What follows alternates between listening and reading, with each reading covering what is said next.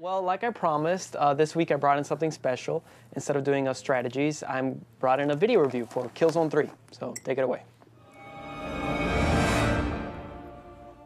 Killzone 3 has arrived on the PlayStation 3, and I'm happy to say that Guerrilla Games has delivered a seminal first-person experience. Killzone 3 picks up mere moments from where Killzone 2 left off, where the hot-headed ISA soldier Rico shoots Visari, Helghast's leader. Once again, you control Sev, the ISA soldier who will stop at nothing to defeat the Helghast. From the beautiful graphics to the engrossing gameplay, Killzone 3 is a first-person shooter that should not be missed. Killzone 3 features over an hour of amazing cutscenes that are full of battle sequences. What's more, veteran actors Malcolm McDowell and Ray Winstone voiced two feuding characters within the Helghast government, Joran Stahl and Admiral Orlok, who has more than a passing resemblance to Bob Hoskins. Though the story is entertaining, it does suffer from having hardly any character development and needlessly potty-mouth dialogue, with such gems as Finished. What is this bullshit? And Insubordinate son of a. Cutscenes aside, Killzone 3 boasts amazing graphics. And what's even better is that they're not shrouded in darkness like they were in Killzone 2, as you get to fight in a variety of Helghan locales such as vast snowscapes, mysterious jungles, and futuristic bases. Furthermore, the game makes you feel like you're controlling a soldier, not just a floating gun, with its fluid running, climbing, and reloading animations. Killzone 3 also features move controls, but I prefer using the DualShock 3. After you face a couple waves of Helghan soldiers, you will quickly realize that you cannot charge into an area and kill everyone, as the AI is far too advanced for that. Using the brilliant cover mechanic by pressing and holding L2 is essential to surviving. But be wary of staying in one spot, as the Helghast dislike campers very much, and won't hesitate to flush you out of cover with a perfectly thrown grenade, or even flank you. During your firefights, you have access to a great assortment of weapons, from your standard machine guns, to cool sniper rifles, to a gun that literally makes the Helghast body explode into blood. The game also has a stealth level where you need to sneak through enemy territory.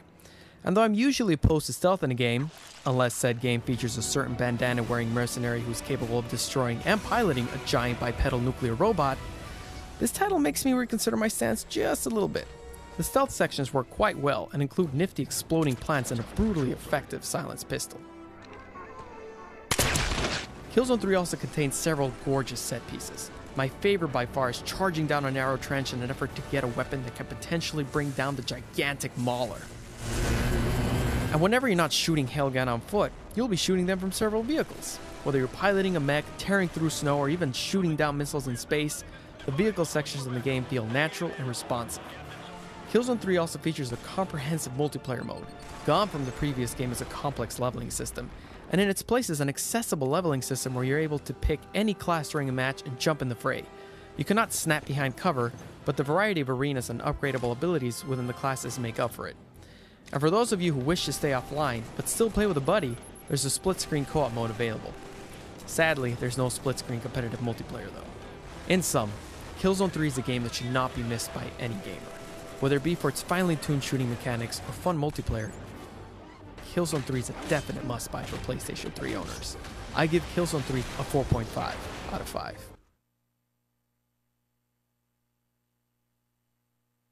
And there you go. Hey, what? The review.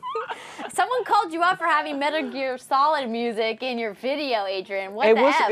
It was, you know, relevant to the video. I was just talking about the stealth section, and I figured, well, might as well make a Metal Gear reference. So, yeah. Well, you are the ultimate Metal Gear Solid Indeed. fanboy.